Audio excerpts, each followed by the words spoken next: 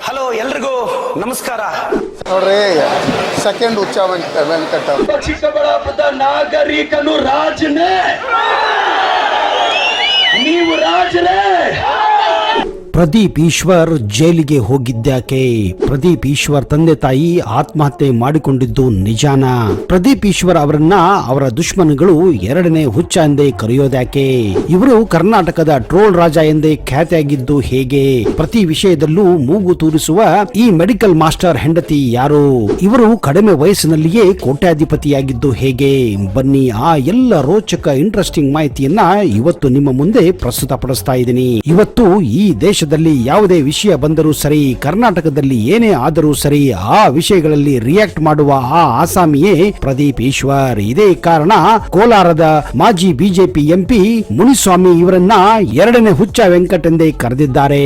ಸಾಮಾಜಿಕ ಜಾಲತಾಣದಲ್ಲಿ ಯಾವಾಗಲೂ ತೊಡಗಿಕೊಂಡಿರುವ ಪ್ರದೀಪ್ ಈಶ್ವರ್ ಅವರನ್ನ ಇನ್ನು ಕೆಲವರು ಟ್ರೋಲ್ ರಾಜ ಎಂದು ಕೂಡ ಸಂಬೋಧಿಸುತ್ತಾರೆ. ಆದ್ರೆ ಕೇವಲ 7-8 ವರ್ಷಗಳ ಹಿಂದೆ ಚಿಕ್ಕಬಳ್ಳಾಪುರದಲ್ಲಿ ಸಾಮಾನ್ಯನಾಗಿ ಓಡಾಡಿಕೊಂಡಿದ್ದ ಹುಡುಗ ಪ್ರಭಾವಿ ಸಚಿವರನ್ನ ಮಣಿಸಿ ಶಾಸಕರಾಗಿ ಆಯ್ಕೆಯಾಗಿ ರಾಜ್ಯವೇ ಹುಬ್ಬೇರಿಸುವಂತೆ ಮಾಡಿದ್ದರು. ಪ್ರದೀಪ್ ಈಶ್ವರ್ 1985ರಲ್ಲಿ ಚಿಕ್ಕಬಳ್ಳಾಪುರ ಜಿಲ್ಲೆಯ ಚಿಕ್ಕಬಳ್ಳಾಪುರ ತಾಲೂಕಿನ ಪೇರೆಸಂದ್ರ ಗ್ರಾಮದಲ್ಲಿ ಜನಿಸಿದ್ದರು. ಬಾಲ್ಯದಲ್ಲಿಯೇ ಇವರು ತಮ್ಮ ಹೆತ್ತವರನ್ನ ಕಳೆದುಕೊಂಡಿದ್ದರು. ಒಳ್ಳೆಯ ಶ್ರೀಮಂತ ಕುಟುಂಬದಲ್ಲಿ ಜನಿಸಿದ್ದ ಪ್ರದೀಪ್ ಇವರಿಗೆ ಕೆಲವು ವರ್ಷಗಳಲ್ಲಿಯೇ ಆಘಾತ ಕಾದಿತ್ತು. ಕಾರಣ, ಜಮೀನು ಮಾಡಿಕೊಂಡಿದ್ದ ಅವರ ತಂದೆ ತಾಯಿ ಕೃಷಿಯಲ್ಲಿಯೇ ಇದ್ದಕ್ಕಿದ್ದ ಹಾಗೆ ಅಪಾರ ಪ್ರಮಾಣದ ದುಡ್ಡನ್ನ ಲಾಸ್ ಮಾಡಿಕೊಳ್ಳುತ್ತಾರೆ. ಅತ್ಯಂತ ಸೂಕ್ಷ್ಮವಾದ ಮನಸ್ಸನ್ನು ಹೊಂದಂತಹ ಇವರ ತಂದೆ ತಾಯಿಗಳು ಸ್ವಂತ ಊರನ್ನ ಬಿಟ್ಟು ಮಹಾರಾಷ್ಟ್ರದ ಸಾಯಿಬಾಬಾ ಆಶೀರ್ವಾದ ಪಡೆಯಲು ಶಿರಡಿಗೆ ಪಲಾಯನ ಮಾಡುತ್ತಾರೆ. ಅಲ್ಲಿ 1 ವರ್ಷ ಕಾಲ ಕಳೆಯಬೇಕಾಗುತ್ತದೆ. ಇದೇ ಕಾರಣ ಪ್ರದೀಪ್ ಈಶ್ವರ್ ತಮ್ಮ 7ನೇ ತರಗತಿಯನ್ನ ಶಿರಡಿಯಲ್ಲಿ ಕೂಡ ಕಲಿಯಬೇಕಾಗುತ್ತದೆ.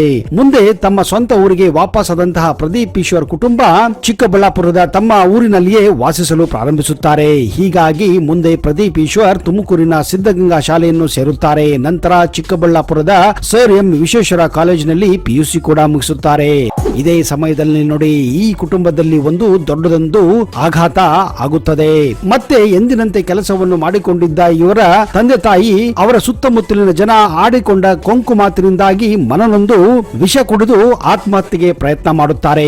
ಆಗ ಪ್ರದೀಪ್ ಈಶ್ವರ್ ತಮ್ಮ ತಂದೆ ತಾಯಿಯನ್ನು ಹತ್ತಿರದ ಹಿಂದೂಪುರ ಸರ್ಕಾರಿ ಆಸ್ಪತ್ರೆಗೆ ಕರೆದುಕೊಂಡು ಹೋಗುತ್ತಾರೆ. ಆದ್ರೆ ಅದು ರಾತ್ರಿಯ ಸಮಯ. ಆ ಸಮಯದಲ್ಲಿ ಆ ಸರ್ಕಾರಿ ಆಸ್ಪತ್ರೆಯಲ್ಲಿ ಡ್ಯೂಟಿ ಡಾಕ್ಟರ್ ಇರುವುದಿಲ್ಲ.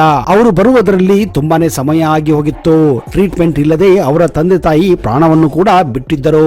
ವಾಪಸ್ಸು ತಂದೆ ತಾಯಿಗಳ ಪಾರ್ಥಿವ ಶರೀರವನ್ನ ಆಂಬ್ಯುಲೆನ್ಸ್ ನಲ್ಲಿ ತರಲು ಕೂಡ ಅವರಿಗೆ ದುಡ್ಡು ಇರಲಿಲ್ಲ. ಆದ್ರೂ ಇವರನ್ನ ಬೇಡಿ ತಂದೆ ತಾಯಿಗಳ ಪಾರ್ಥಿವ ಶರೀರವನ್ನು ತಂದು ಊರಿನಲ್ಲಿ ಮುಂದಿನ ಕಾರ್ಯವನ್ನ ಮಾಡುತ್ತಾರೆ.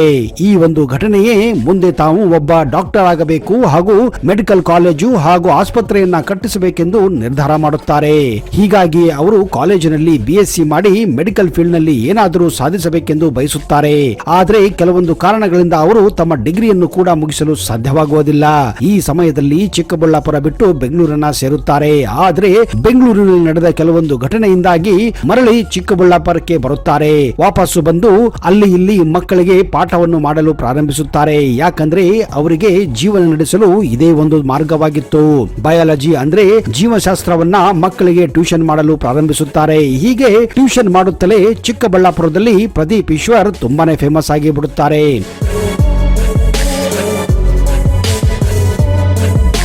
ಮುಂದೆ ಅವರು ಒಂದು ಪ್ರೈವೇಟ್ ಕಾಲೇಜಿನಲ್ಲಿ ಕೂಡ ಕೆಲಸವನ್ನ ಪ್ರಾರಂಭಿಸುತ್ತಾರೆ. ಆದರೆ ಇವರು ಕೊಡುತ್ತಿದ್ದ ಮೋಟಿವೇಶನ್ ಸ್ಪೀಚ್ ಗಳಿಂದ ಇಡೀ ಕಾಲೇಜಿನಲ್ಲಿ ತುಂಬಾನೇ ಹೆಸರುವಾಸಿಯಾಗುತ್ತಾರೆ. ಇದೇ ಕಾರಣ ಮಕ್ಕಳು ಹಾಗೂ ಪೋಷಕರು ಪ್ರದೀಪ್ ಈಶ್ವರ್ ಇದ್ದಿದ್ದರಿಂದಲೇ ಆ ಕಾಲೇಜು ನಡೆಯುತ್ತಿದೆ ಅನ್ನುವ ಮಟ್ಟಿಗೆ ಅವರು ಬೆಳೆದು ಬಿಡುತ್ತಾರೆ. ಇದನ್ನು ಮನಗಂಡಂತಹ ಕಾಲೇಜು ಮ್ಯಾನೇಜ್ಮೆಂಟ್ ಅವರ ಬೆಳವಣಿಗೆಯನ್ನ ಸಹಿಸಲಾರದೆ ಪ್ರದೀಪ್ ಈಶ್ವರರನ್ನ ಕಾಲೇಜಿನಿಂದ ತೆಗೆದುಹಾಕುತ್ತಾರೆ. ಮುಂದೆ ಜೀವನಕ್ಕಾಗಿ ಅವರು ಇದೇ ಸಮಯದಲ್ಲಿ ಸ್ಥಳೀಯ ಮಾಧ್ಯಮವೊಂದರಲ್ಲಿ ನಿರೂಪಕರಾಗಿ ತಮ್ಮ ಕಾರ್ಯಕ್ರಮವನ್ನ ಕೊಡಲು ಪ್ರಾರಂಭಿಸುತ್ತಾರೆ. ಆ ಕಾರ್ಯಕ್ರಮದ ಹೆಸರೇ ಲೈಫ್ ಈಸ್ ಬ್ಯೂಟಿಫುಲ್, ಅಂದ್ರೆ ಜೀವನ ಸುಂದರವಾಗಿದೆ ಎಂದರ್ಥ. ಈ ಕಾರ್ಯಕ್ರಮದಲ್ಲಿ ಅವರು ತುಂಬಾ ಸ್ಫೂರ್ತಿದಾಯಕ ಸ್ಪೀಚ್ ಗಳನ್ನ ಕೊಡುತ್ತಿದ್ದರು. ಆ ಸ್ಪೀಚ್ ಗಳಿಂದಲೇ ಅವರು ಚಿಕ್ಕಬಳ್ಳಾಪುರದಲ್ಲಿ ಹೆಸರುವಾಸಿಯಾಗಿದ್ದರು. ಈ ಕಾರ್ಯಕ್ರಮದ ತುಣುಕುಗಳನ್ನೇ ಬಳಸಿ ಅವರು ಮುಂದೆ ಒಂದು ಪುಸ್ತಕವನ್ನು ಕೂಡ ಹೊರತರುತ್ತಾರೆ. ಅದುವೇ ದ ಲೈಫ್ ಈಸ್ ಬ್ಯೂಟಿಫುಲ್ ಅಂತ. ಮುಂದೆ ಕಾಲೇಜಿನಿಂದ ಹೊರಬಿದ್ದಂತಹ ಪ್ರದೀಪ್ ಈಶ್ವರ್ ಅಲ್ಲಿ ಇಲ್ಲಿ ಹೆಚ್ಚಾಗಿ ಟ್ಯೂಷನ್ ಅನ್ನ ಮಾಡುತ್ತಾನೆ ಇದ್ದರು. ಹೀಗೆ ಟ್ಯೂಷನ್ ಮಾಡುತ್ತಿದ್ದಾಗ ಸುಮಾರು 120 ಮಕ್ಕಳಲ್ಲಿ ಸುಮಾರು 88 ಮಕ್ಕಳು ನೀಟ್ ಪರೀಕ್ಷೆಯಲ್ಲಿ ಉತ್ತೀರ್ಣರಾಗಿ ಇಡೀ ಚಿಕ್ಕಬಳ್ಳಾಪುರದಲ್ಲಿ ಹೊಸ ಒಂದು ಅಲೆಯನ್ನೇ ಸ್ಥಾಪಿಸಿದ್ದರು. ಇದರಿಂದ ಸ್ಫೂರ್ತಿಗೊಂಡ ಪ್ರದೀಪ್ ಈಶ್ವರ್ ಮುಂದೆ ತಮ್ಮದೇ ಆದಂತಹ ಒಂದು ಟ್ಯೂಷನ್ ಸೆಂಟರ್ ಪ್ರಾರಂಭ ಮಾಡಬೇಕೆಂದು ನಿರ್ಧಾರ ಮಾಡುತ್ತಾರೆ. ಹೀಗೆ ಹುಟ್ಟಿದ್ದೇ 2018ರಲ್ಲಿ ಪರಿಶ್ರಮ ನೀಟ್ ಅಕಾಡೆಮಿ.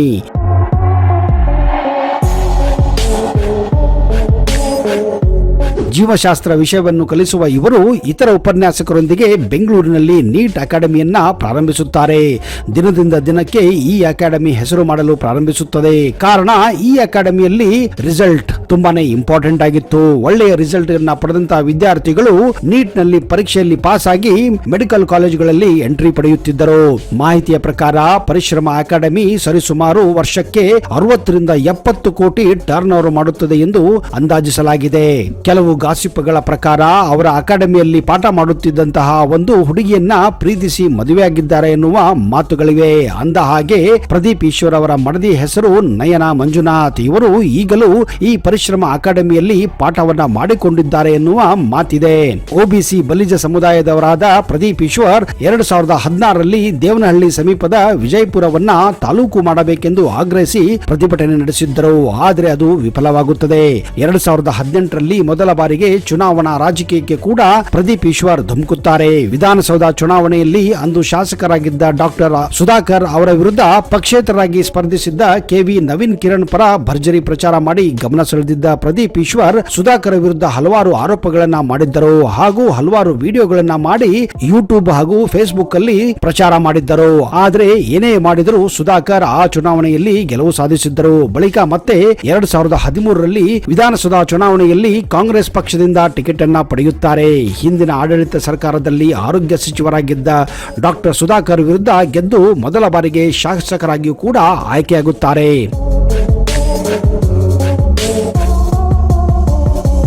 ಆದರೆ ಇತ್ತೀಚೆಗೆ ಅವರು ಪ್ರತಿಯೊಂದು ವಿಷಯದಲ್ಲೂ ಇಂಟರ್ಫೇರ್ ಆಗುತ್ತಿರುವುದರಿಂದ ಕಾಂಗ್ರೆಸ್ ಪಕ್ಷಕ್ಕೆ ಹಲವಾರು ಬಾರಿ ಮುಜುಗರ ಕೂಡ ತಂದಂತಾಗಿದೆ. ಅದರಲ್ಲೂ ಅವರ ರಾಜಕೀಯ ವೈರಿ ಡಾಕ್ಟರ್ ಸುಧಾಕರ್ ವಿಷಯದಲ್ಲಿ ಪದೇ ಪದೇ ಮೂಗು ತೂರಿಸಿ ಸೋಷಿಯಲ್ ಮೀಡಿಯಾದಲ್ಲಿ ಹಲವಾರು ಬಾರಿ ಟ್ರೋಲ್ ಕೂಡ ಆಗಿದ್ದಾರೆ. ಇದೇ ಕಾರಣ ಕೋಲಾರದ ಮಾಜಿ ಎಂಪಿ ಈ ರೀತಿ ಇವರು ಮಾಡುತ್ತಿರುವುದರಿಂದ ಹುಚ್ಚಾಗಿ ಮಾತನಾಡುವುದರಿಂದ ಇವರನ್ನ ಎರಡನೇ ಹುಚ್ಚ ವೆಂಕಟ್ ಎಂದು ಕೂಡ ಸಂಬೋಧಿಸಿದ್ದು. ನೋಡ್ರಿ, ಸೆಕೆಂಡ್ ಹುಚ್ಚ ವೆಂಕಟ್ ಅರ್ಥ ಆಯ್ತಾ? ಹುಚ್ಚ ವೆಂಕಟ್ ಅಂತ ನೀವು ಮೊದಲು ಕೇಳಿದಿರಿ. ಇವ್ರಿಗೆ ಇನ್ನೂ ಪೊಲಿಟಿಕಲಿ ಮೆಚೂರ್ಡ್ ಆಗಿಲ್ಲ ಅವರು. ಹಾಗೆಯೇ ಡಾಕ್ಟರ್ ಸುಧಾಕರ್ ಒಂದು ವೇಳೆ ಲೋಕಸಭೆ ಚುನಾವಣೆಯಲ್ಲಿ ಚಿಕ್ಕಬಳ್ಳಾಪುರದಲ್ಲಿ ಗೆದ್ದರೆ ತಾವು ರಾಜೀನಾಮೆ ಕೊಡುವುದಾಗಿ ತರಾತುರಿಯಲ್ಲಿ ಹೇಳಿಬಿಟ್ಟಿದ್ದರು. ಇದೇ ಕಾರಣ ಅವರು ಸೋಷಿಯಲ್ ಮೀಡಿಯಾದಲ್ಲಿ ಭಾರಿ ಟ್ರೋಲ್ಗೂ ಕೂಡ ಒಳಗಾಗಿದ್ದರು. ಅಷ್ಟೇ ಅಲ್ಲದೆ ಲೋಕಸಭೆ ಚುನಾವಣೆಯಲ್ಲಿ ಡಾಕ್ಟರ್ ಸುಧಾಕರ್ ಭಾರಿ ಬಹುಮತದಿಂದ ಗೆದ್ದ ನಂತರ ತಾವು ಹೇಳಿದ್ದು ಹಾಗಲ್ಲ ಹೀಗಲ್ಲ ಅಂತ ರಾಜೀನಾಮೆ ಕೊಡುವುದರಿಂದ ದೂರಾಗಿದ್ದರು. ಇದೇ ಕಾರಣ ಇವರನ್ನ ಕೆಲವರು ಕಲರ್ ರಾಜ ಎಂದು ಕೂಡ ಕರೆಯುತ್ತಾರೆ. ಕಾರಣ ಇವರು ಮಾತಿಗೆ ಬಣ್ಣ ಬದಲಾಯಿಸುವ ಸ್ವಭಾವ ಇವರದ್ದಾಗಿದೆ ಎಂದು. ಎಂಎಲ್ಎ ಎಲೆಕ್ಷನ್ ನಲ್ಲಿ ಗೆದ್ದ ಜೋಶ್ನಲ್ಲಿ ಮರುದಿನವೇ ಚಿಕ್ಕಬಳ್ಳಾಪುರದಲ್ಲಿ ಗಲ್ಲಿ ಓಡಾಡಿ ತಮ್ಮ ಕೆಲಸವನ್ನ ಪ್ರಾರಂಭಿಸಿದ್ದರು. ಆದ್ರೆ ಪ್ರದೀಪ್ ಈಶ್ವರ್ ದಿನಗಳು ಕಳೆದಂತೆ ಅವರು ಅಲ್ಲಿಗೆ ಹೋಗುವುದನ್ನೇ ಬಿಟ್ಟಿದ್ದಾರೆ ಹಾಗೂ ಕೇವಲ ಸೋಷಿಯಲ್ ಮೀಡಿಯಾದಲ್ಲಿ ಭಾಷಣಗಳನ್ನು ಕೊಡುತ್ತಾ ಓಡಾಡುತ್ತಾರೆ ಅನ್ನುವುದು ಅಲ್ಲಿನ ಸಾರ್ವಜನಿಕರ ಆಕ್ರೋಶವಾಗಿದೆ. ಈ ಯಪ್ಪ ಕೇವಲ ಮಾತನಾಡುತ್ತಾನೆ, ಕೆಲಸ ಮಾಡುವುದಿಲ್ಲ ಅನ್ನುವುದು ಈಗ ಚಿಕ್ಕಬಳ್ಳಾಪುರದಲ್ಲಿ ಜಗಜ್ಜಾಹೀರಾತಾಗಿದೆ. ಅಲ್ಲಿನ ಕೆಲವು ಸ್ಥಳೀಯರು ಹೇಳುವ ಪ್ರಕಾರ ಬೊಗಳುವ ನಾಯಿ ಕೊಚ್ಚುವುದಿಲ್ಲ ಅನ್ನುವ ಮಟ್ಟಿಗೆ ಅವರನ್ನ ಈಗ ದೂಷಿಸುತ್ತಿದ್ದಾರೆ. ಸ್ನೇಹಿತರೆ, ನಿಮ್ಮ ಪ್ರಕಾರ ಪ್ರದೀಪ್ ಈಶ್ವರ್ ಒಬ್ಬ ಒಳ್ಳೆಯ ಮಾತುಗಾರನೋ ಅಥವಾ ಕೆಲಸಗಾರನೋ ಅನ್ನುವುದನ್ನ ದಯವಿಟ್ಟು ಕಮೆಂಟ್ ಬಾಕ್ಸ್ ಅಲ್ಲಿ ಹಾಕಿ. ಅವರ ಬಗ್ಗೆ ಇನ್ನಷ್ಟು ಮಾಹಿತಿಯನ್ನ ಬರುವ ಸಂಚಿಕೆಯಲ್ಲಿ ಕೊಡುತ್ತೇನೆ. ಒಂದು ವೇಳೆ ನಿಮಗೆ ಈ ವಿಡಿಯೋ ಇಷ್ಟ ಆದಲ್ಲಿ ಈಗಲೇ ಲೈಕ್ ಮಾಡಿ ಹಾಗೂ ನಿಮ್ಮೆಲ್ಲ ಸ್ನೇಹಿತರ ಜೊತೆ ಹಂಚಿಕೊಳ್ಳಿ.